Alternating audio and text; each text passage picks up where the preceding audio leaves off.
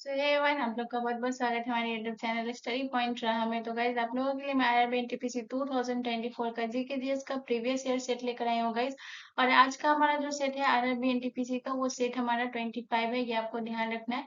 आज का हमारा आईआरबी एनटीपीसी का कौन सा सेट है गाइज, तो हमारा सेट 25 है, ये आपको ध्यान रखना है, ठीक है।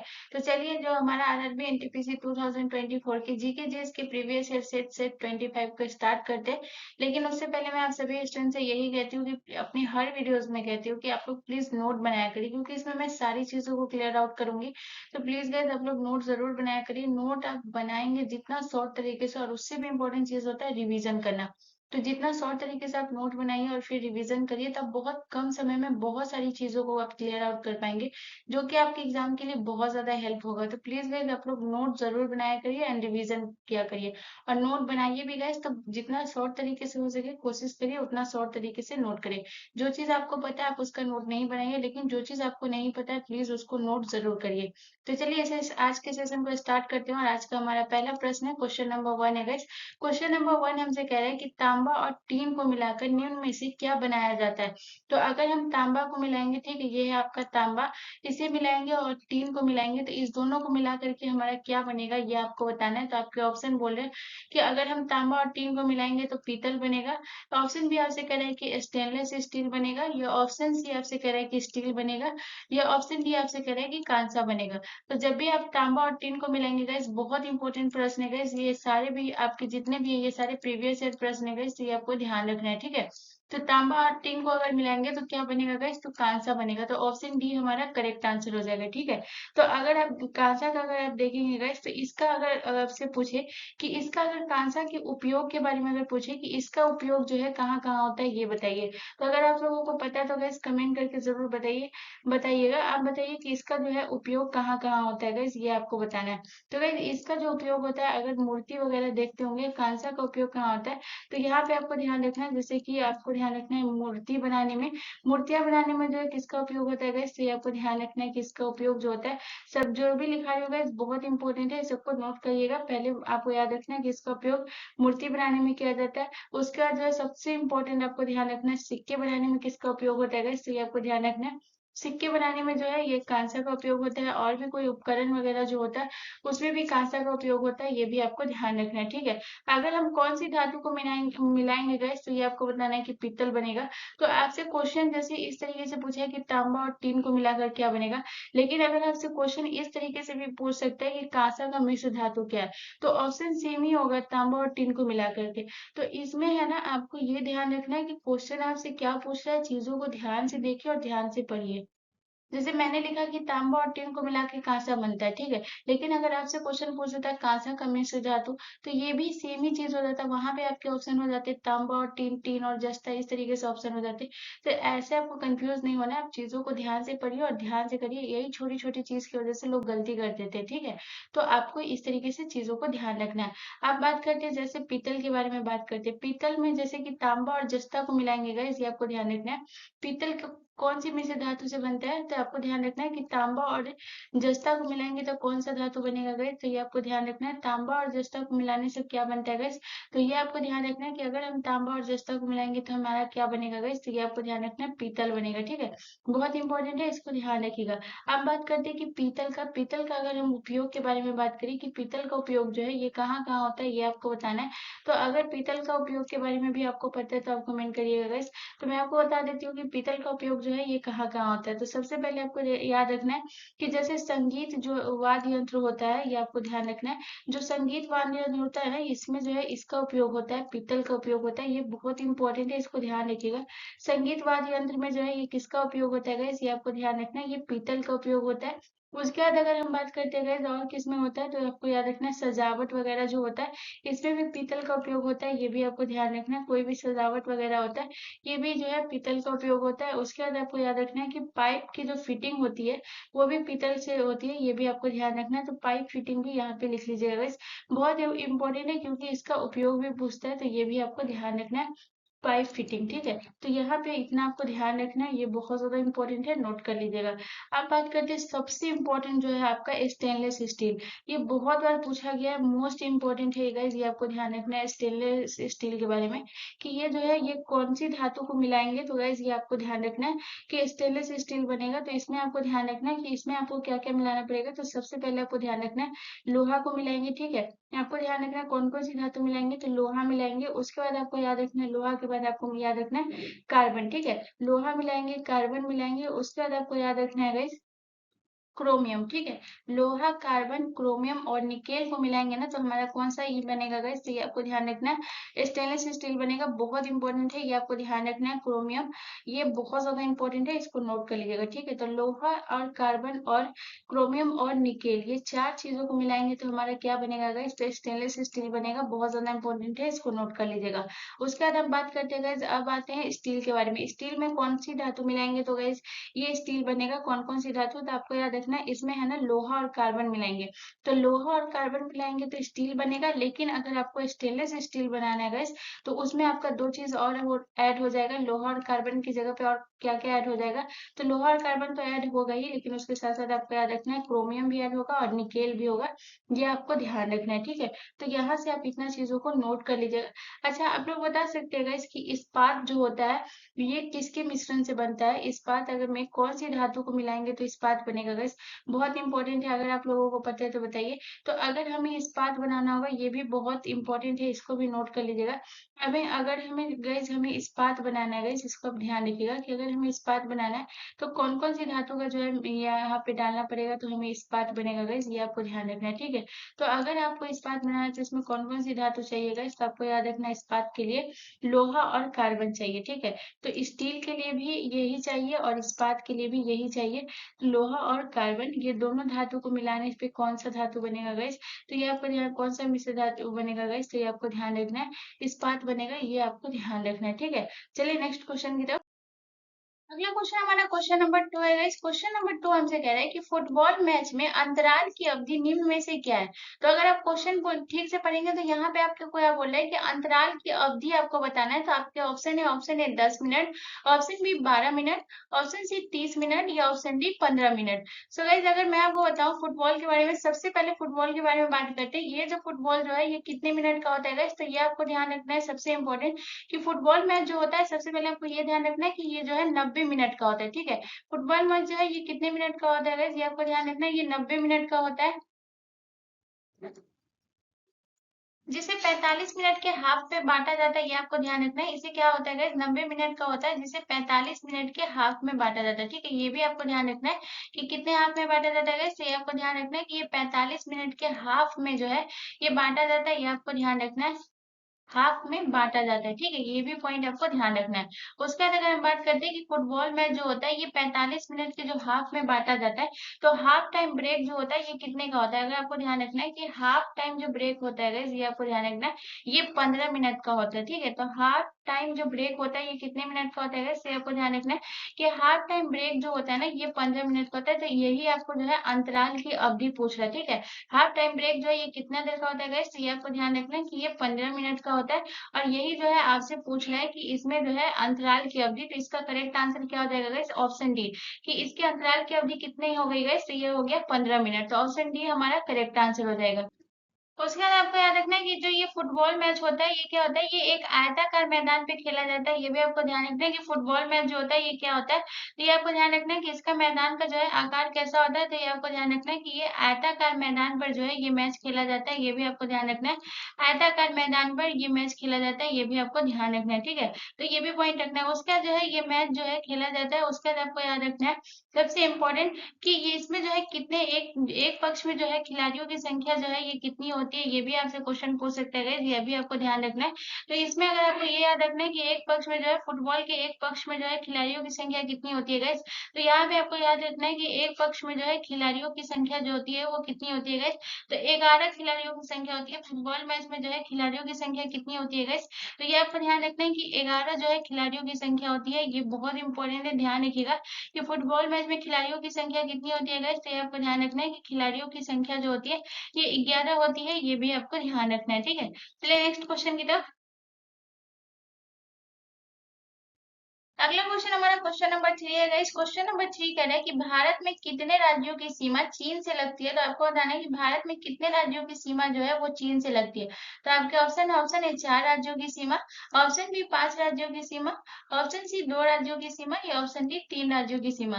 तो गाइस इसका जो करेक्ट आंसर होगा वो होगा option B is the correct answer. 5 राज्यों की, भारत के 5 राज्यों की सीमा जो है ये चीन से लगती है, ये आपको ध्यान रखना है।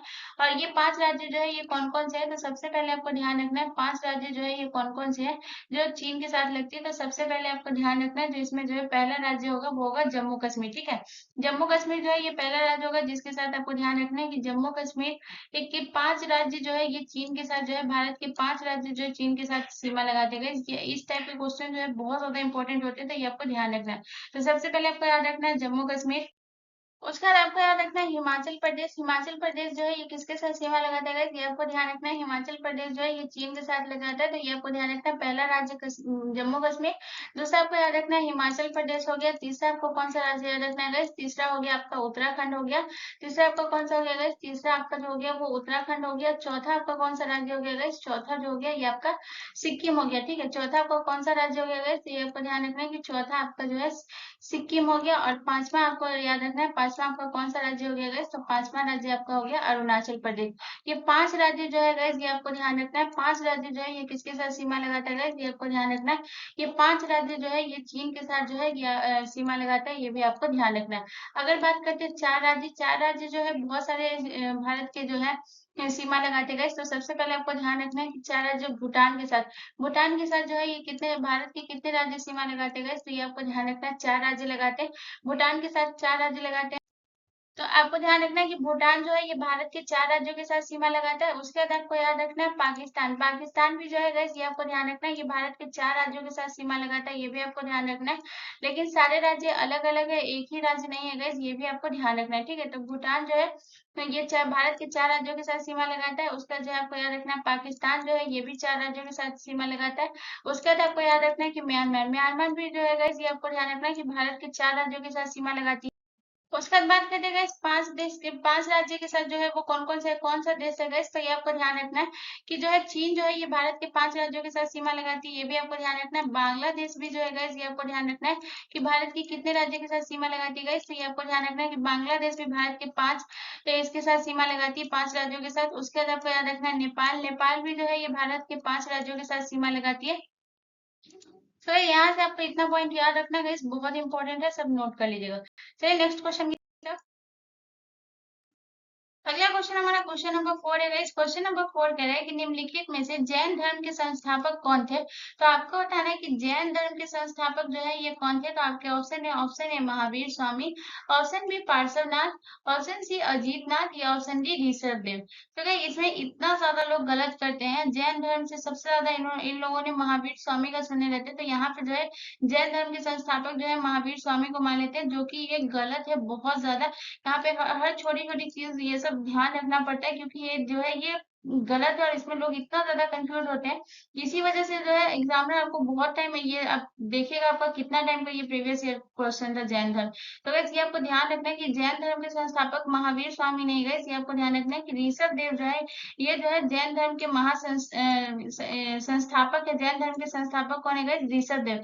ऋषभ देव जो है ये आपको ध्यान रखना है कि ये जो है प्रथम जैन तीर्थकर है, ये भी आपको ध्यान रखना है कि ऋषभ देव जो है ये प्रथम तीर्थकर है, ये भी आपको ध्यान रखना है। तो इसके संस्थापक भी कौन होगा? तो ये आपको ध्यान रखना है कि ऋषभ देव जो है इसके संस्थापक है, ये भी आपको ध्यान रखना है।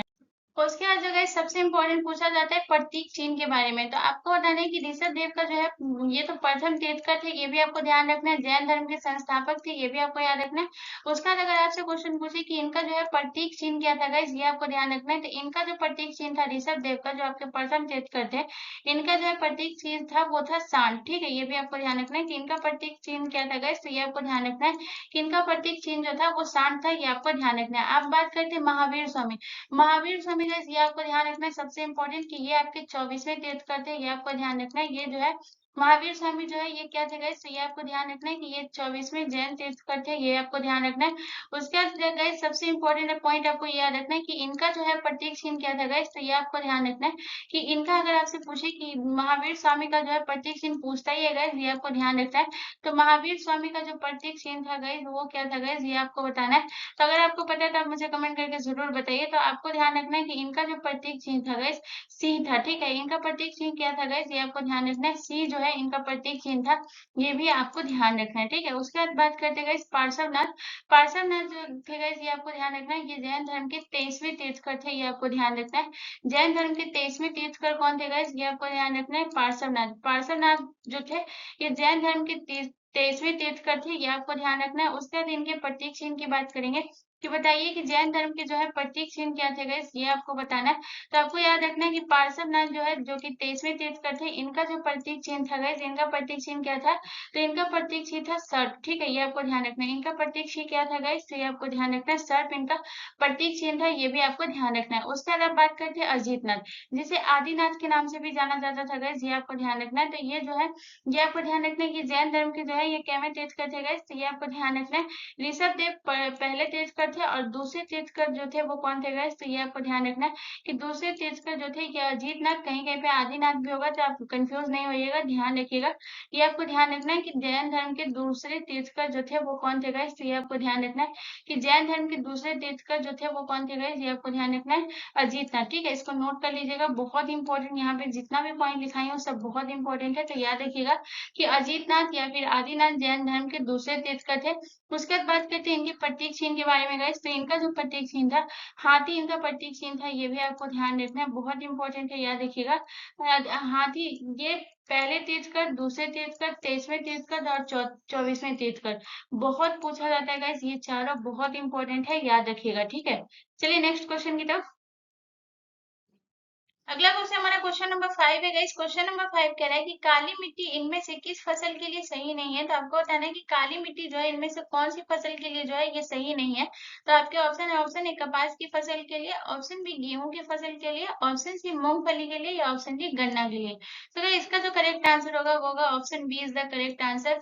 कौन सी फसल के लिए सही नहीं है, गेहूं के लिए नहीं है। तो इस गेहूं के लिए जो है या गेहूं के लिए सबसे ज्यादा जो है उपयुक्त जो है मिट्टी कौन सी है गाइस, ये आपको ध्यान रखना है, जलोढ़ मिट्टी। जलोढ़ मिट्टी जो है ये गेहूं के लिए सबसे ज्यादा उपयुक्त मिट्टी है गाइस, तो ये आपको ध्यान रखना है, जलोढ़ मिट्टी, ठीक है।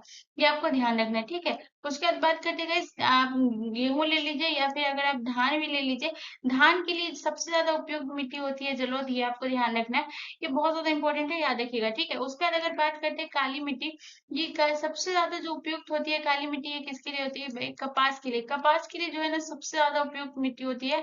कपास के लिए सबसे ज्यादा उपयुक्त मिट्टी कौन सी होती है गाइस, ये आपको ध्यान रखना है कि कपास के लिए सबसे ज्यादा उपयुक्त मिट्टी होती है काली मिट्टी, ठीक है। ये आपको ध्यान रखना है, कपास के लिए सबसे ज्यादा उपयुक्त मिट्टी कौन सी होती है गाइस, तो ये आपको ध्यान रखना है कि कपास के लिए सबसे ज्यादा उपयुक्त मिट्टी जो होती है ये कपास के लिए काली मिट्टी होती है, ठीक है। सबसे ज्यादा उपयुक्त मिट्टी काली मिट्टी होती है, सबसे ज्यादा उपयुक्त काली मिट्टी होती है, ये आपको ध्यान रखना है, काली मिट्टी जो है सबसे ज्यादा उपयुक्त होती है, ये आपको ध्यान रखना है। इस वजह से जो है गाइस इसे काली मिट्टी को जो है किस मिट्टी के नाम से भी जाना जाता है गाइस, तो ये आपको ध्यान रखना है कि इसे कपासी मिट्टी के नाम से भी जाना जाता है, ये आपको ध्यान रखना है कि काली मिट्टी को जो है कपासी मिट्टी के नाम से भी जाना जाता है, ये भी आपको ध्यान रखना है, ठीक है।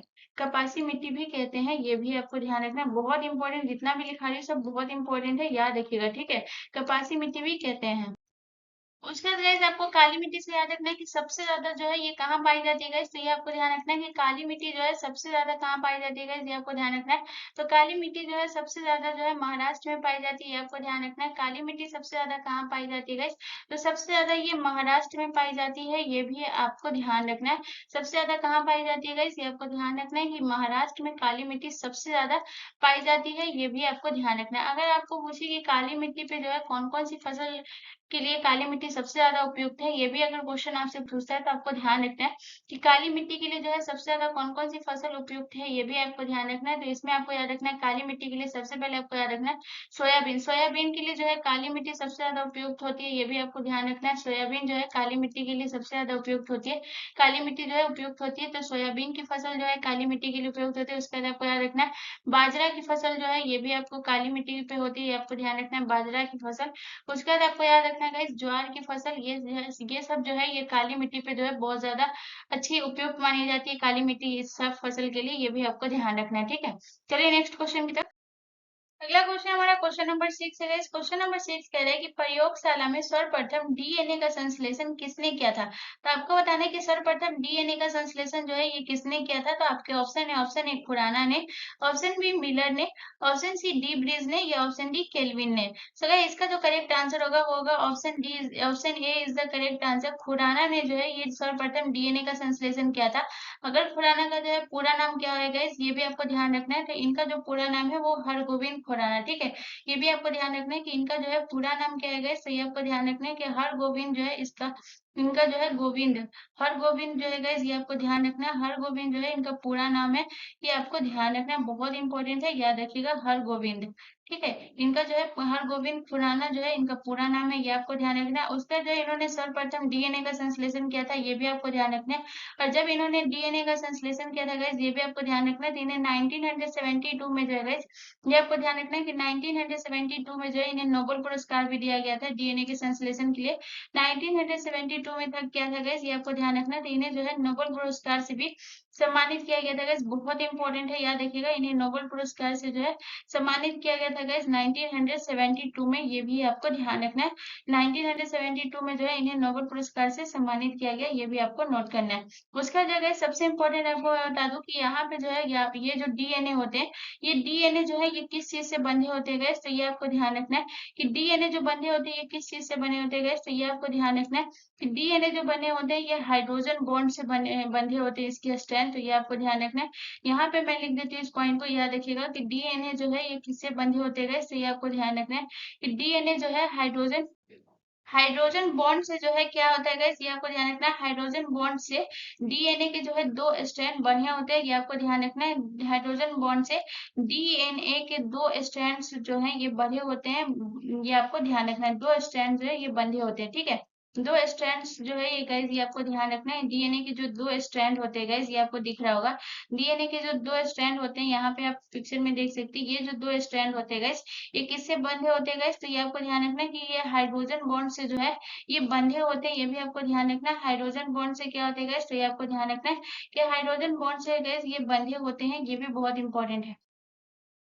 यहाँ पे देख लीजिएगा डीएनए के दो स्ट्रैंड जो है ये बंधे होते हैं, ये भी आपको ध्यान रखना है। ठीक है, चलिए नेक्स्ट क्वेश्चन की। अगला क्वेश्चन हमारा क्वेश्चन नंबर 7 है गाइस। क्वेश्चन नंबर 7 कह रहा है कि किस नर्तक का संबंध भरतनाट्यम और कुचिपुड़ी दोनों से है। तो आपको बताना है कि कौन सी नर्तक है जिसका संबंध भरतनाट्यम से भी है और कुचिपुड़ी दोनों शास्त्रीय नृत्य से संबंधित है गाइस। तो ये आपको बताना है। तो सबसे पहले मैं आपको बता दूं कि जो भरतनाट्यम है ये कहाँ का शास्त्रीय नृत्य है गाइस। तो ये आपको ध्यान रखना है कि भरतनाट्यम जो है ये तमिलनाडु का शास्त्रीय नृत्य है, ये आपको पता होगा। उसका कुचिपुड़ी की अगर बात करें तो कुचिपुड़ी जो है ये कहाँ का है गाइस। तो ये आपको ध्यान रखना है कि कुचिपुड़ी जो है ये आंध्र प्रदेश का है, जो है आपको ध्यान रखना है। कुचिपुड़ी जो है ये आंध्र प्रदेश का है, आपको ध्यान रखना है। ये जो है कुचिपुड़ी आंध्र प्रदेश का शास्त्रीय नृत्य है, ये आपको ध्यान रखना है। तो आपको बताना है कि कौन नर्तक है जो भरतनाट्यम और कुचिपुड़ी दोनों से संबंधित है। तो आपके ऑप्शन है, ऑप्शन है Yamini Krishnamurthy, option B Mrinalini Sarabhai, option B Rukmini Devi, या option D Vyjayanthi Mala. So guys सबसे पहले अगर बात करते हैं वैजंती माला, वैजंती माला का जो संबंध है ये किस नृत्य से गाइस। तो ये आपको ध्यान रखना है कि इन वैजंती माला का जो संबंध है ये सिर्फ भरतनाट्यम से। ठीक है, ये आपको ध्यान रखना है कि वैजंती माला का संबंध जो है गाइस, ये आपको ध्यान रखना है सिर्फ भरतनाट्यम से। रुक्मणी देवी का संबंध भी गाइस ये आपको ध्यान रखना है कि सिर्फ भरतनाट्यम से जो है ये किसका संबंध है गाइस। तो ये आपको ध्यान रखना है कि सिर्फ भरतनाट्यम से जो संबंध है ये रुक्मणी देवी का है। उसके बाद बात करते हैं गाइस मृणाली साराभाई, मृणाली साराभाई का संबंध जो है ये किससे गाइस। तो ये आपको ध्यान रखना है कि मृणाली साराभाई का जो संबंध है ये भरतनाट्यम से भी है। और आपको याद रखना है कि और कौन से नृत्य से गाइस, तो इनका संबंध जो है दो शास्त्रीय नृत्य से गाइस, ये आपको ध्यान रखना है। तो मृणाली साराभाई का संबंध भरतनाट्यम से भी है और प्लस जो है ये किस किस से है गाइस, तो ये आपको ध्यान रखना है कि कथकली से। ठीक है, कथकली से जो कि केरल का है, ये आपको ध्यान रखना है। यामिनी कृष्णमूर्ति जो है गाइस, ये आपको ध्यान रखना है, ये भरतनाट्यम और कुचिपुड़ी दोनों से संबंधित है। तो ऑप्शन ए हमारा करेक्ट आंसर हो जाएगा गाइस, ये आपको ध्यान रखना है। उसका जो है यामिनी कृष्णमूर्ति से आपको दो तीन पॉइंट बहुत इंपॉर्टेंट है, याद रखिएगा। 1977 में जो है इसे आप याद रखिएगा कि यामिनी कृष्णमूर्ति को जो है संगीत नाटक अकादमी पुरस्कार कब मिला था गाइस, तो ये आपको ध्यान रखना है कि 1977 में जो है यामिनी कृष्णमूर्ति को संगीत नाटक अकादमी पुरस्कार मिला था। ये आपको ध्यान रखना है कि यामिनी कृष्णमूर्ति को संगीत नाटक अकादमी पुरस्कार कब मिला गाइस, तो ये आपको ध्यान रखना है कि 1977 में जो है यामिनी कृष्णमूर्ति को संगीत नाटक अकादमी से पुरस्कार से जो है सम्मानित किया गया। ये भी आपको ध्यान रखना है। उसके बाद आपको याद रखना है कि आपको बताना है कि यामिनी कृष्णमूर्ति को जो है पद्म श्री कब मिला गाइस, ये आपको ध्यान रखना है कि यामिनी कृष्णमूर्ति को जो है गाइस पद्म श्री कब मिला। अगर आपको पता है तो आप मुझे कमेंट करिएगा, इस बहुत इंपॉर्टेंट प्रश्न है, ध्यान रखिएगा। तो यामिनी कृष्णमूर्ति को जो है पद्म श्री मिला था गाइस 1968 में जो है इन्हें पद्म श्री मिला था। ये भी आपको ध्यान रखना है, ठीक है। तो यहाँ से आपको इतना पॉइंट नोट कर लेना है। चलिए नेक्स्ट क्वेश्चन की तरफ। अगला क्वेश्चन हमारा क्वेश्चन नंबर 8 है गाइस। क्वेश्चन नंबर 8 कह रहा है कि चार चमन पुस्तक निम्नलिखित में से किसने लिखी है।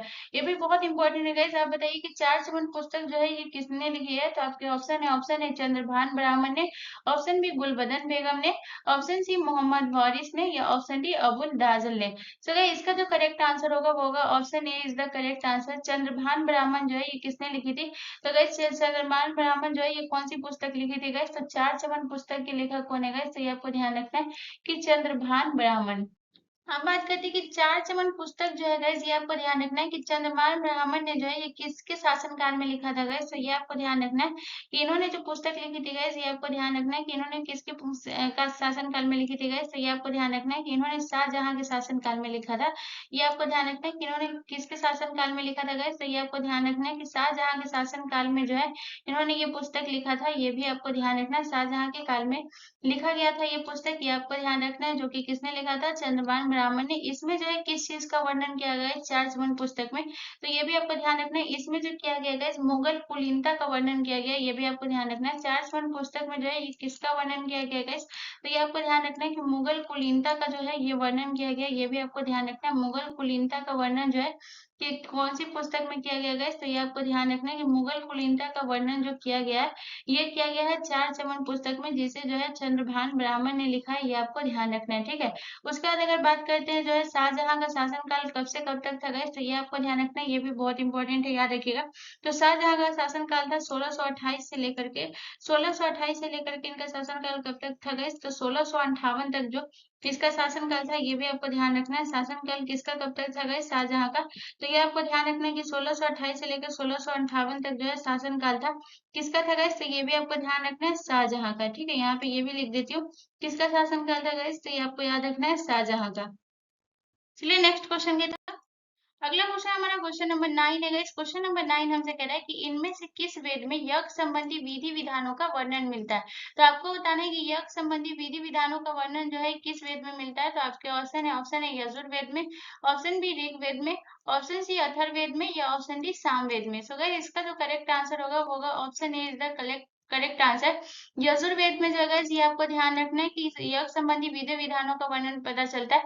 अगर आपसे क्वेश्चन पूछे कि जो है बलिदान विधि का वर्णन जो है ये किसमें किया गया है, तो ये आपको ध्यान रखना है कि बलिदान विधि का वर्णन जो किया गया है ये यजुर्वेद में किया गया है। ये आपको ध्यान रखना है। ये भी बहुत इंपॉर्टेंट है, याद रखिएगा कि बलिदान विधि का वर्णन जो है ये किस वेद में मिलता है guys? तो ये आपको ध्यान रखना है कि बलिदान विधि का वर्णन जो है यजुर्वेद में मिलता है। ये आपको ध्यान रखना है। उसका सबसे इंपॉर्टेंट ऋग्वेद। ऋग्वेद में सबसे पहले आपको याद रखना है कि ऋग्वेद जो है ये आपका क्या है guys? तो ये आपको ध्यान रखना है कि ऋग्वेद जो है ये आपका सबसे प्राचीन वेद है। ये आपको ध्यान रखना है कि सबसे प्राचीन वेद कौन सा है guys? ये आपको ध्यान रखना है ऋग्वेद, ठीक है। उसके बाद आपको याद रखना है ऋग्वेद से क्या है इसे जो है क्या कहा गया, तो इसे मंत्रों का वेद कहा गया। ये आपको याद रखना है। मंत्रों का वेद जो है ये किसे कहा गया है, तो ये आपको ध्यान रखना है। मंत्रों का वेद जो कहा गया ये ऋग्वेद को कहा गया। ये भी आपको ध्यान रखना है। उसके बाद गाइस आपको यहाँ से ये याद रखना है कि इसका जो है नौवां मंडल किसको समर्पित है गाइस, तो ये आपको ध्यान रखना है कि इसका जो नौवां मंडल जो है ये किसको है गाइस, तो ये आपको ध्यान रखना है कि नौवां मंडल जो है गाइस ये आपको ध्यान रखना है ये सोम को समर्पित है, ठीक है। ये आपको ध्यान रखना है कि इनका जो है नौवां मंडल किनको समर्पित है गाइस, तो ये आपको याद रखना है सोम को समर्पित है, ठीक है। उसके बाद आपको याद रखना है दूसरा पॉइंट आपको याद रखना है ऋग्वेद से कि इसका जो तीसरा मंडल है ये जो है ये किसका है गाइस, तो आपको ध्यान रखना है कि तीसरा जो मंडल है गाइस ये आपको ध्यान रखना है तीसरा जो मंडल है इसमें क्या है गाइस, तो तीसरा मंडल में है आपका गायत्री मंत्र, ठीक है। ऋग्वेद के जो है तीसरे मंडल में क्या है गाइस, तो ये आपको ध्यान रखना है कि ऋग्वेद के तीसरे मंडल में गायत्री मंत्र का उल्लेख है, ये आपको ध्यान रखना है। ऋग्वेद में के तीसरे मंडल में क्या है गाइस, तो ये आपको ध्यान रखना है कि ऋग्वेद के तीसरे मंडल में जो है गायत्री मंत्र है, बहुत इंपॉर्टेंट है, इसको याद रखिएगा, ठीक है।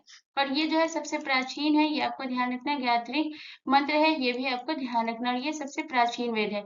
अथर्ववेद जो है गाइस, ये आपको ध्यान रखना है, सबसे नया वेद आपका कौन सा है गाइस, तो ये आपको ध्यान रखना है, नया वेद जो है ये आपका अथर्ववेद है। और इस अथर्ववेद में जो है ये क्या किया गया गाइस, तो ये आपको याद रखना है। जादू टोना का वर्णन जो है ये किसमें मिलता है गाइस, तो ये आपको ध्यान रखना है कि जादू टोना का वर्णन जो मिलता है, ये जादू टोना तंत्र मंत्र इसका वर्णन जो है अथर्ववेद में मिलता है, ये आपको ध्यान रखना है। सामवेद को जो है गाइस, ये आपको याद रखना है कि संगीतों का वेद जो है ये किसे कहा गया गाइस, तो ये आपको ध्यान रखना है।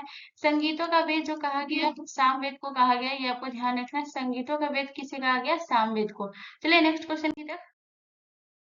अगला क्वेश्चन हमारा क्वेश्चन नंबर 10 है गाइस। क्वेश्चन नंबर 10 कह रहा है कि पूर्व वैदिक या अधिक वैदिक संस्कृति का कालखंड कब से कब तक माना जाता है, तो यहाँ पे आपसे पूर्व वैदिक पूछा है, ठीक है। ऋग वैदिक काल आपको पता होगा कि ऋग वैदिक काल जो है आपको ध्यान रखना है, ऋग वैदिक काल जो है ये आपका दो भागों में बांटा था, दो भागों में बांटा था, ये आपको पता होगा, जिसमें पहला आपका पूर्व वैदिक और दूसरा आपका उत्तर वैदिक था। तो सबसे पहले आपको बताना है पूर्व वैदिक का जो है संस्कृति कालखंड कब से कब तक माना गया, तो आपके ऑप्शन है, ऑप्शन ए 1000 से लेकर 6000 ईसा पूर्व, ऑप्शन बी आपसे कह रहा है 1500 से लेके 1000 ईसा पूर्व, ऑप्शन सी आपसे कह रहा है 10,000 से लेके 6,000 ईसा पूर्व, ऑप्शन डी आपसे कह रहा है 15,000 से लेके 10,000 ईसा पूर्व।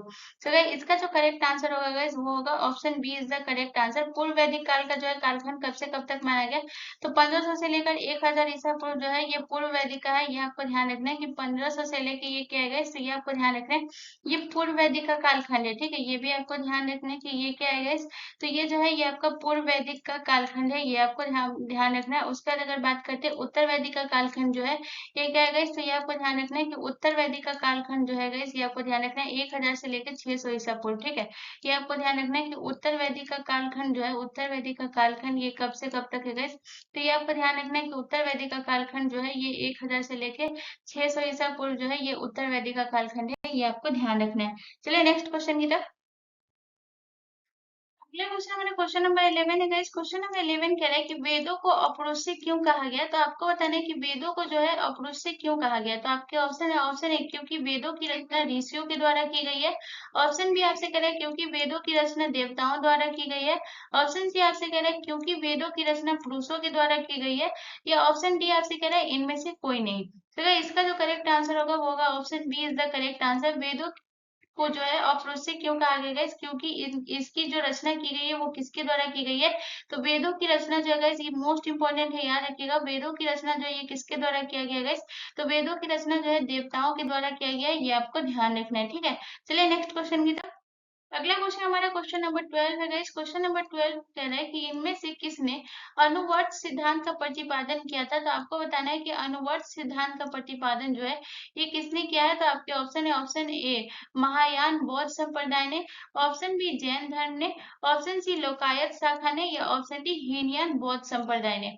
तो गाइस इसका जो करेक्ट आंसर होगा वो होगा option B is the correct answer. Jain धर्म ने जो है अनुवर्त सिद्धांत का प्रतिपादन किया था, ये आपको ध्यान रखना है, बहुत इंपॉर्टेंट है, याद रखिएगा। इस अनुवर्त सिद्धांत में क्या कहा गया था गाइस, तो ये आपको ध्यान रखना है कि महावीर ने जो है, ये आपको ध्यान रखना है, महावीर स्वामी ने जो है ये कितने नियम बताए थे गाइस। अनुवर्त का सिद्धांत जो ये किसे कहा गया गाइस, तो ये आपको ध्यान रखना है कि महावीर स्वामी ने जो है ये जो है ये आपको ध्यान रखना है, इसमें जो है कितने नियम बताए थे गाइस, तो ये आपको ध्यान रखना है महावीर स्वामी ने 5 नियम बताए थे, ठीक है। ये आपको ध्यान रखना है कि महावीर स्वामी ने जो है ये कितने नियम बताए थे गाइस, तो ये आपको ध्यान रखना है कि महावीर स्वामी के द्वारा जो है 5 नियम बताए गए थे गाइस, ये आपको ध्यान रखना है। और जो नियम बताए गए थे इसमें जो छूट जिन लोगों को दी गई थी, जो गृहस्थी का जीवन जीते थे उन्हें छूट दिया गया था, इस 5 नियमों में थोड़ी बहुत छूट थी, उन्हें ही अनुवर्त का सिद्धांत कहा जाता है। अगर हम बात करते हैं कि इन्होंने जो है 5 नियम कौन कौन से दिए, तो सबसे पहले आपको याद रखना है, सबसे पहले इसका कौन कौन सा नियम था गाइस, तो ये आपको ध्यान रखना है कि जैन धर्म में जो है महावीर स्वामी का पहला नियम था अहिंसा, ठीक है। इन्होंने दिए थे, याद रखना है, अहिंसा। दूसरा आपको याद रखना है कौन सा था गाइस, दूसरा आपको याद रखना था, दूसरा इन्होंने कौन सा दिया था, दूसरा दिया था इन्होंने सत्य। उसका जो है तीसरा इन्होंने कौन सा नियम बताया था गाइस, तीसरा बताया था इन्होंने असत्य, ठीक है। तीसरा इन्होंने क्या बताया था गाइस, तो ये आपको ध्यान रखना है कि अस्तेय बताया था। उसके बाद बात करते हैं चौथा इन्होंने कौन सा बताया था गाइस, तो अपरिग्रह। चौथा इन्होंने कौन सा बताया था गाइस, तो ये आपको ध्यान रखना है कि चौथा जो नियम बताया था गाइस, ये आपको ध्यान रखना है। अपरिग्रह जो है इसका चौथा नियम था इनका। और पांचवा जो था वो कौन था गाइस, तो पांचवा जो था इनका ब्रह्मचर्य था, ठीक है। जैन धर्म का पांचवा नियम कौन सा था गाइस, तो ये आपको ध्यान रखना है कि ब्रह्मचर्य जो है इनका पांचवा नियम था, ये भी आपको ध्यान रखना है, ठीक है। तो ये आप नोट कर लीजिएगा, 5 नियम इनके जैन धर्म से। चलिए नेक्स्ट क्वेश्चन की तरफ। अगला क्वेश्चन हमारा क्वेश्चन नंबर 13 है गाइस। क्वेश्चन नंबर 13 कह रहा है कि निम्न में से कौन सा शासक दास गुलाम राजवंश से संबंधित था। दास या गुलाम राजवंश से संबंधित कौन है, तो आपको बताना है अकबर।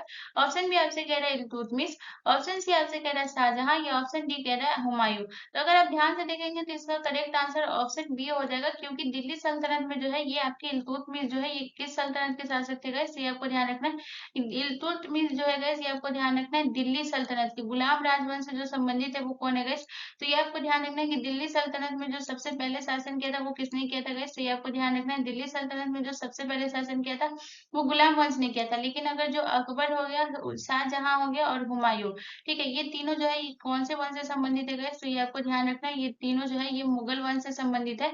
जब इब्राहिम लोदी को मार करके जो है बाबर ने किसका स्थापना किया था गाइस, मुगल वंश की स्थापना की थी, जिसमें सबसे पहले बाबर, बाबर के बाद हुमायूं, हुमायूं के बाद अकबर, अकबर के बाद जहांगीर, जहांगीर के बाद शाहजहां, और शाहजहां के बाद जो है आपके औरंगजेब, ठीक है। तो ये आपको ध्यान रखना है। अगर हम इल्तुतमिश के शासनकाल की बात करें कि इल्तुतमिश का जो है सबसे पहले आपको याद रखना है कि इसमें जो है शासनकाल जो है आपको याद रखना है, ठीक है। तो इल्तुतमिश का जो शासनकाल था वो 1211 से लेकर के कब तक था गाइस, ये आपको ध्यान रखना है। तो इसका जो शासनकाल था 1211, ठीक है, 1211 से इसका शासनकाल स्टार्ट हुआ था। और कब तक था इनका शासन, 1236 तक इन्होंने शासन किया था इल्तुतमिश, ये आपको ध्यान रखना है। सबसे इम्पोर्टेंट आपको याद रखना है कि कुतुब मीनार का निर्माण जो है ये किसने पूर्ण करवाया था, तो स्टार्ट जो है इसके जो है गुलाम वंश के संस्थापक याद रखिएगा जो है कुतुबुद्दीन ऐबक ने जो इसका स्टार्ट करवाया था, ये आपको ध्यान रखना है। लेकिन जो है कुतुब मीनार का निर्माण पूर्ण किसने करवाया था गैस, तो ये आपको ध्यान रखना है कि कुतुब मीनार के निर्माण को जो पूर्ण करवाया था वो इल्तुतमिश ने किया था गैस, ये आपको ध्यान रखना है। कुतुब मीनार के निर्माण को पूर्ण किसने करवाया था गाइस, तो ये आपको ध्यान रखना है कि कुतुब मीनार के निर्माण को जो पूर्ण करवाया था ये आपको ध्यान रखना है इल्तुतमिश ने करवाया था, ये भी आपको ध्यान रखना है। ये उसके बाद गाइस आपको सबसे इंपॉर्टेंट यहाँ पे नोट करके एक पॉइंट लिखना है, नोट करके आपको 2 पॉइंट लिखना है, एक पॉइंट नहीं 2 पॉइंट। यहाँ पे नोट में क्या लिखना है, सबसे इंपॉर्टेंट आपको ये लिखना है एकतादारी प्रथा जो है किसने चलाई थी गाइस, तो ये आपको ध्यान रखना है कि एकतादारी प्रथा जो है इल्तुतमिश ने चलाई थी, ये आपको ध्यान रखना है। एकतादारी प्रथा किसने चलाई थी गाइस, तो ये आपको ध्यान रखना है कि एकतादारी प्रथा जो चलाई थी गाइस, ये आपको ध्यान रखना है इल्तुतमिश ने जो है एकतादारी प्रथा चलाई थी, ये भी आपको ध्यान रखना है। उसका जो है दूसरा पॉइंट आपको ये याद रखना है गाइस, दूसरा पॉइंट आपको ये याद रखना है हौजे सुल्तानी का निर्माण जो है ये किसने करवाया था गाइस, तो ये आपको ध्यान रखना है कि हौजे सुल्तानी का निर्माण जो है ये किसने करवाया था गाइस, ये आपको ध्यान रखना है। हौजे सुल्तानी का निर्माण जो करवाया था गाइस, ये आपको ध्यान रखना है ये किसने करवाया था गाइस, तो ये आपको ध्यान रखना है कि हौजे सुल्तानी का निर्माण जो करवाया था ये करवाया था किसने गाइस, आपके जो है इल्तुतमिश ने जो है हौजे सुल्तानी का निर्माण करवाया था, ये भी आपको ध्यान रखना है। ये भी बहुत इंपॉर्टेंट है, याद रखिएगा हौजे सुल्तानी। यहाँ पे गलत हो गया, इसको ध्यान से लिखिएगा, हौजे सुल्तानी, ठीक है। ये ध्यान रखिएगा कि हौजे सुल्तानी का जो है निर्माण किसने करवाया था गाइस, तो ये आपको ध्यान रखना है हौजे सुल्तानी का निर्माण जो है ये इल्तुतमिश ने करवाया था, ये भी आपको ध्यान रखना है। यहाँ से इतना पॉइंट आप नोट कर लीजिएगा। चलिए नेक्स्ट क्वेश्चन की तरफ।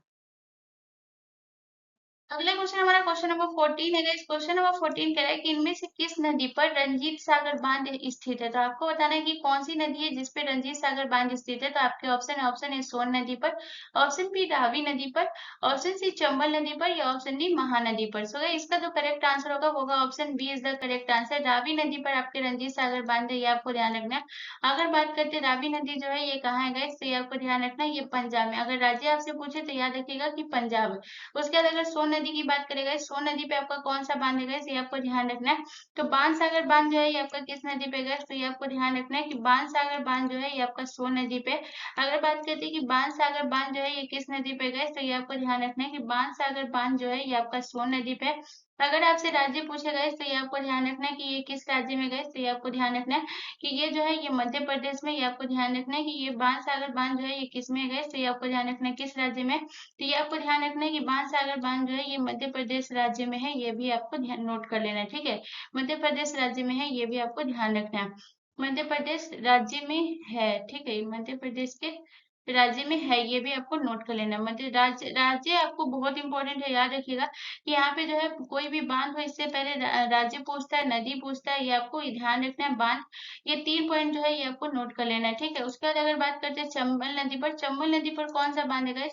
तो ये आपको ध्यान रखना है कि गांधी सागर बांध जो है ये किस नदी पे गए, तो ये आपको ध्यान रखना है कि गांधी सागर बांध जो है ये आपके चंबल नदी पे, ठीक है। ये आपको ध्यान रखना है कि गांधी सागर बांध जो है ये किस नदी पे गए, तो ये आपको ध्यान रखना है कि गांधी सागर बांध जो है ये आपके चंबल नदी पे है, ये आपको ध्यान रखना है। अगर बात करें कि ये जो है किस राज्य में, अगर राज्य की बात करेगा तो ये आपको ध्यान रखना है कि ये जो है आपका किस राज्य में है। चंबल नदी पे जो गांधी सागर बांध है ये किस राज्य में है? राजस्थान, ठीक है। तो ये आपको याद रखना है कि गांधी सागर बांध जो है ये कहाँ है गाइस आपका, तो ये आपको याद रखना है कि ये जो है राजस्थान में, ये आपको ध्यान रखना है, ठीक है।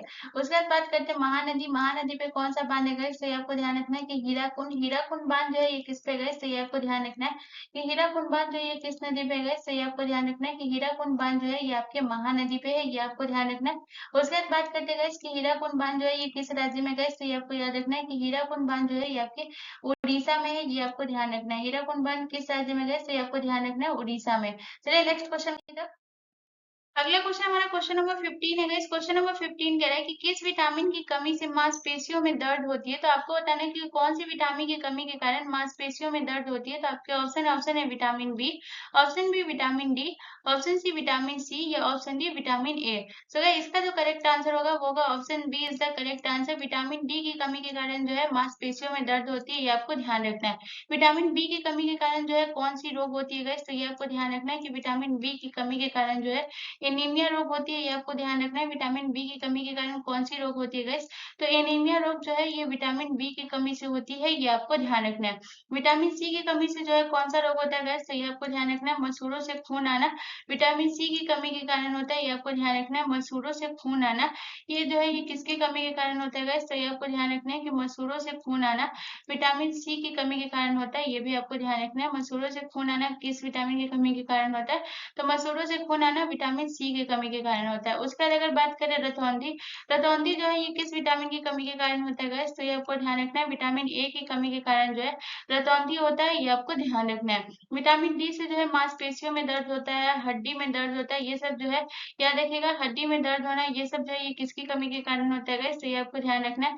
ये सब जो है विटामिन डी की कमी के कारण होता है। विटामिन डी का जो है मुख्य स्रोत क्या है गाइस? अगर हम बात करते हैं विटामिन डी के मुख्य स्रोत के बारे में गाइस, तो ये आपको ध्यान रखना है कि विटामिन डी का जो है मुख्य स्रोत जो है ये सूर्य की रोशनी है, ये आपको ध्यान रखना है। विटामिन डी का जो है मुख्य स्रोत क्या है गाइस? तो ये आपको ध्यान रखना है कि विटामिन डी का जो मुख्य स्रोत है गाइस, ये आपको नोट कर लेना है कि सूर्य की रोशनी जो है ये आपको ध्यान रखना है कि विटामिन डी का जो है मुख्य स्रोत है, ये आपको ध्यान रखना है, ठीक है।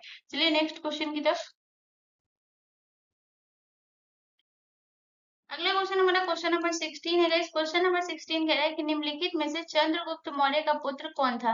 तो आपको बताना है कि चंद्रगुप्त मौर्य का पुत्र जो था वो कौन था। तो आपके ऑप्शन है Bindusara, option B Ashoka, option C Bimbisara, या ऑप्शन डी चंद्रगुप्त द्वितीय। तो गाइस इसका जो करेक्ट आंसर होगा वो होगा option A is the correct answer. Chandragupta Maurya का जो पुत्र था वो कौन था गाइस? तो ये आपको ध्यान रखना है बिंदुसार जो था वो चंद्रगुप्त मौर्य का पुत्र था। अगर बात करें इसके शासन काल के बारे में कि बिंदुसार का जो है शासन काल कब से कब तक था, बहुत इंपॉर्टेंट है गाइस, शासन काल याद रखिएगा। तो अगर बिंदुसार के शासन काल की बात करें गाइस, तो इसका जो शासन काल था गाइस 297 से लेकर 273 ईसा पूर्व जो है इसका शासन काल था। इसका शासन काल कब से कब तक था गाइस? तो 297 से लेकर के 273 ईसा पूर्व जो है इसका शासन काल था। ये भी आपको ध्यान रखना है। 297 से लेकर 273 ईसा पूर्व जो है ये बिंदुसार का शासन काल था। उसके बाद आपको याद रखना है यहाँ से कि इसे अमित्र घात भी कहा जाता था, ठीक है। अमित्र घात किसे कहा जाता था, किस कौन से शासक को, मौर्य शासन को। वैसे आप याद रखिएगा कि ये सब बहुत इंपॉर्टेंट है, तो याद रखिएगा कि अमित्र घात जो है ये कौन से मौर्य शासक को कहा जाता था गाइस। तो ये आपको ध्यान रखना है कि अमित्र घात जो है ये आपको ध्यान रखना है ये जो है बिंदुसार को कहा जाता था। इसका मतलब क्या होता था गाइस? अमित्र घात का मतलब शत्रुओं का नाश करने वाला, ठीक है। इसको क्या कहा जाता था गाइस? तो ये आपको ध्यान रखना है कि शत्रुओं का नाश करने वाला किसे कहा जाता था गाइस? तो ये आपको ध्यान रखना, शत्रुओं का नाश करने वाला जो है ये अमित्र घात को कहा जाता था। ये आपको ध्यान रखना, इसका मतलब होता है अमित्र घात, जो कि बिंदुसार को कहा जाता था। उसके बाद अगर बात करते हैं कि बिंदुसार के जो पुत्र थे वो कौन थे गाइस, तो यहाँ पे आप नोट कर लीजिएगा कि अशोक जो है ये आपको ध्यान रखना है कि अशोक जो है ये किसके थे गाइस? तो अशोक जो है ये बिंदुसार के पुत्र थे, ठीक है। तो इसको नोट कर लीजिएगा। इसके अशोक जो है गाइस, आप याद रखिएगा कि बिंदुसार के पुत्र थे, ठीक है। बिंदुसार के पुत्र कौन थे गाइस, ये आपको ध्यान रखना है। तो अशोक, क्वेश्चन बोल सकते हैं कि अशोक किसके पुत्र थे गाइस, तो याद रखिएगा कि अशोक जो है ये किसके पुत्र थे, बिंदुसार के पुत्र थे, ये आपको ध्यान रखना है, ठीक है। यहाँ पे आप नोट कर लीजिएगा। चलिए नेक्स्ट क्वेश्चन की तरफ। क्वेश्चन हमारा क्वेश्चन नंबर 17 है गाइस। क्वेश्चन नंबर 17 कह रहा है कि धार्मिक स्वतंत्रता का अधिकार से संबंधित निम्न में से कौन सा अनुच्छेद है। तो आपको बताना है कि धार्मिक स्वतंत्रता से संबंधित जो अधिकार है वो कौन से अनुच्छेद में। तो आपके ऑप्शन है अनुच्छेद 14 से लेकर 18। ऑप्शन बी कह रहा है कि 19 से 22 अनुच्छेद तक। ऑप्शन सी कह रहा है कि आपको 23 से 24 अनुच्छेद तक। या ऑप्शन डी कह रहा है कि 25 से लेकर 28 अनुच्छेद तक। तो गाइस आपको ध्यान रखना है कि अनुच्छेद जो है 25 से लेकर 28 तक जो है ये धार्मिक स्वतंत्रता से संबंधित अनुच्छेद है, ये आपको ध्यान रखना है। अगर 14 से 18 की बात करें गाइस, तो समता का अधिकार से संबंधित कौन सा अनुच्छेद है गाइस, तो ये आपको ध्यान रखना है कि समता के अधिकार से संबंधित जो है अनुच्छेद गाइस, ये आपको ध्यान रखना है। अनुच्छेद 14 से लेकर 18 तक जो है गाइस, ये आपको ध्यान रखना है समता के अधिकार से संबंधित है, ये आपको ध्यान रखना है, ठीक है। उसके बाद बात करते हैं गाइस अनुच्छेद 19 से 22 गाइस, ये आपको ध्यान रखना है। तो ये जो है स्वतंत्रता के अधिकार से संबंधित है, ये आपको ध्यान रखना है कि स्वतंत्रता के अधिकार से संबंधित जो है ये कौन सा अनुच्छेद है गाइस, तो ये आपको ध्यान रखना है कि स्वतंत्रता के अधिकार से संबंधित जो है गाइस, ये आपको ध्यान रखना है। अनुच्छेद जो है 19 से लेकर 22 तक जो है गाइस, ये आपको ध्यान रखना है, स्वतंत्रता के अधिकार से संबंधित है, ये आपको ध्यान रखना है। उसके बाद बात करते हैं अनुच्छेद 23 से 24। अनुच्छेद 23 से 24 जो है ये किससे है गाइस, तो ये आपको ध्यान रखना है कि अनुच्छेद 23 से 24 जो है ये शोषण के विरुद्ध है, ठीक है। ये आपको ध्यान रखना है शोषण के विरुद्ध जो अधिकार जो दिया गया है वो किसमें दिया गया है, तो ये आपको ध्यान रखना है कि शोषण के विरुद्ध जो दिया गया है, ये आपको नोट कर लेना है। ये अनुच्छेद जो है 23 से 24 जो है शोषण के विरुद्ध है, ये आपको ध्यान रखना है, ठीक है। चलिए नेक्स्ट क्वेश्चन की तरफ। अगला क्वेश्चन हमारा क्वेश्चन नंबर 18 है गाइस। क्वेश्चन नंबर 18 कह रहा है कि नीति निर्देशक तत्व किस अनुच्छेद के अनुसार कार्यपालिका से न्यायपालिका को अलग करने का प्रावधान है। तो कार्यपालिका से न्यायपालिका को अलग करने का प्रावधान जो है ये किस अनुच्छेद में, बहुत इंपॉर्टेंट है गाइस। आपका जो है ये प्रीवियस ईयर बहुत बार पूछा गया है गाइस, तो ध्यान रखना है। तो आपके ऑप्शन है अनुच्छेद 47, ऑप्शन बी अनुच्छेद 50, ऑप्शन सी अनुच्छेद 48 या ऑप्शन डी अनुच्छेद 40। सो गाइस इसका जो करेक्ट आंसर होगा option B is the correct answer. कार्यपालिका से न्यायपालिका का पृथक करने का जो अनुच्छेद है गाइस, ये अनुच्छेद 50 है, ये आपको ध्यान रखना है, ठीक है। अनुच्छेद 48 की अगर बात करें तो इसमें क्या कहा गया गाइस, तो पशुपालन यानी कि पशु बलि ये सब जो है ये आपको ध्यान रखना है। पशुपालन के बारे में ये सब क्या है गाइस, पशुओं का पालन जो है ये सब संबंधित कौन सा है गाइस, तो ये आपको याद रखना है अनुच्छेद 48, ठीक है। पशुओं के पालन से संबंधित है, ये आपको ध्यान रखना है। अनुच्छेद 40 जो है गाइस, ये आपको ध्यान रखना है। ग्राम पंचायत के गठन से संबंधित कौन सा अनुच्छेद है गाइस, तो ये आपको याद रखना है कि ग्राम पंचायत के गठन से संबंधित जो है गाइस, ये आपको ध्यान रखना है, ये जो है अनुच्छेद 40 है, ये आपको याद रखना है। अनुच्छेद 47 में जो गाइस क्या है गाइस, तो शराब पर प्रतिबंध जो है ये किस पे है गाइस, तो ये आपको ध्यान रखना है कि शराब पर जो प्रतिबंध है गाइस, ये आपको ध्यान रखना है। शराब पर निषेध जो है ये किस पे है गाइस, अनुच्छेद 47 के द्वारा जो है गाइस याद रखिएगा कि अनुच्छेद 47 के द्वारा शराब पर निषेध है, ये आपको ध्यान रखना है। चलिए नेक्स्ट क्वेश्चन की तरफ। अगला क्वेश्चन हमारा क्वेश्चन नंबर 19 है गाइस। क्वेश्चन नंबर 19 हमसे कह रहा है कि निम्नलिखित में से विद्युत धारा का एसआई मात्रक क्या है। तो आपको बताना है कि विद्युत धारा का एसआई मात्रक जो है ये क्या है। तो आपके ऑप्शन है option A joule, option B second, option C newton प्रति मीटर या ऑप्शन डी एम्पियर। चलो इसका जो करेक्ट आंसर होगा वो होगा option D is the correct answer. विद्युत धारा का एसआई मात्रक क्या है तो ये आपको याद रखना है। एम्पियर जो है विद्युत धारा का एसआई मात्रक है, ये आपको ध्यान रखना है। सेकंड किसका एसआई मात्रक है गाइस, तो लंबाई का एसआई मात्रक क्या है गाइस, तो ये आपको ध्यान रखना है कि लंबाई का एसआई मात्रक जो है ये सेकंड है, ये आपको ध्यान रखना है। उसके बाद बात करते हैं कार्य या फिर जूल का एसआई मात्रक क्या है गाइस, तो ये आपको ध्यान रखना है। कार्य या फिर सॉरी कार्य का या फिर ऊर्जा, कार्य और ऊर्जा का ऐसा ही मात्रक क्या है गाइस, तो ये आपको ध्यान रखना है जूल, ठीक है। कार्य और ऊर्जा का ऐसा ही मात्रक क्या है गाइस, तो ये आपको ध्यान रखना है। कार्य और ऊर्जा का ऐसा ही मात्रक जो है ये क्या है गाइस, तो ये आपको ध्यान रखना है। कार्य जो और ऊर्जा का ऐसा ही मात्रक जो है ये आपका जूल है, ये आपको ध्यान रखना है, ये भी बहुत इंपॉर्टेंट है। उसके बाद बात करते हैं न्यूटन प्रति मीटर। पृष्ठ तनाव का जो ऐसा मात्रक है ये क्या है, तो ये आपको ध्यान रखना है कि पृष्ठ तनाव का ऐसा मात्रक जो है ये न्यूटन प्रति मीटर जो है ये पृष्ठ तनाव का ऐसा मात्रक है, ये आपको ध्यान रखना है, ठीक है। चलिए नेक्स्ट क्वेश्चन की तरफ। अगला क्वेश्चन हमारा क्वेश्चन नंबर 20 है गाइस। क्वेश्चन नंबर 20 हमसे कह रहा है कि राज्यों और संघ शासित क्षेत्रों का उल्लेख भारतीय संविधान की किस अनुसूची में है। तो आपको बताना है कि राज्यों और संघ शासित क्षेत्रों का जो उल्लेख है वो भारतीय संविधान की किस अनुसूची में है। तो आपके ऑप्शन है द्वितीय अनुसूची में, ऑप्शन बी चतुर्थ अनुसूची में, ऑप्शन सी तृतीय अनुसूची में या ऑप्शन डी प्रथम अनुसूची में। सो गाइस इसका जो करेक्ट आंसर होगा वो होगा option D is the correct answer. प्रथम अनुसूची में जो है वो राज्यों और संघ शासित क्षेत्रों का उल्लेख जो है ये प्रथम अनुसूची में किया गया, ये आपको ध्यान रखना है। द्वितीय अनुसूची जो है ये किससे संबंधित है गाइस, तो ये आपको ध्यान रखना है। द्वितीय अनुसूची जो है ये आपके वेतन से संबंधित है, ये आपको ध्यान रखना है। द्वितीय अनुसूची जो है ये किससे संबंधित है गाइस, तो ये आपको ध्यान रखना है। द्वितीय अनुसूची जो है ये वेतन से संबंधित है। तृतीय अनुसूची जो है ये किससे संबंधित है गाइस, तो शपथ। शपथ से संबंधित जो है ये कौन सा अनुच्छेद है गाइस, तो ये कौन सा अनुसूची है गाइस, तो ये आपको याद रखना है कि तृतीय अनुसूची जो है ये शपथ से संबंधित है। चतुर्थ अनुसूची जो है ये सीटों के आवंटन से संबंधित है, ठीक है। ये भी बहुत इंपॉर्टेंट है, याद रखिएगा कि सीटों के आवंटन से संबंधित कौन सा अनुसूची है गाइस, तो ये आपको याद रखना है कि सीटों के आवंटन से जो संबंधित है गाइस, ये आपको याद रखना है कि सीटों के आवंटन से संबंधित कौन सा अनुसूची है, तो सीटों के आवंटन से जो संबंधित है गाइस, ये आपको ध्यान रखना है, ये है चतुर्थ अनुसूची, ये आपको ध्यान रखना है। तो गाइस आपका आरआरबी एनटीपीसी 2024 का जीके जीएस का प्रैक्टिस सेट जो प्रीवियस ईयर प्रैक्टिस सेट था, सेट 25 आज का समाप्त होता है। आप मुझे कमेंट करके जरूर बताइएगा आज का सेशन आपको कैसा लगा। एंड सेकंड चीज है, प्लीज आप लोग पूरा को नोट जरूर कर लीजिएगा। जो चीज आपको पता है वो चीज नहीं नोट करिएगा, जो चीज नहीं पता है प्लीज उसको नोट जरूर कर लीजिएगा, क्योंकि ये सारे आपके प्रीवियस ईयर है आरआरबी एनटीपीसी के। तो प्लीज गाइस सबको नोट कर लीजिएगा और जितना शॉर्ट तरीके से हो सके चीजों को नोट करिए एंड रिवीजन करिए। अगर आपको इसमें भी अगर आप लोगों को कुछ और चाहिए तो आप मुझे कमेंट कर सकते हैं गाइस, मैं जरूर आप लोगों के लिए लेकर आऊंगी। एंड सेकंड चीज, प्लीज गाइस आप लोग चैनल को जरूर सब्सक्राइब कर लीजिएगा एंड लाइक जरूर करिएगा गाइस। मिलते हैं नेक्स्ट वीडियो में गाइस, धन्यवाद।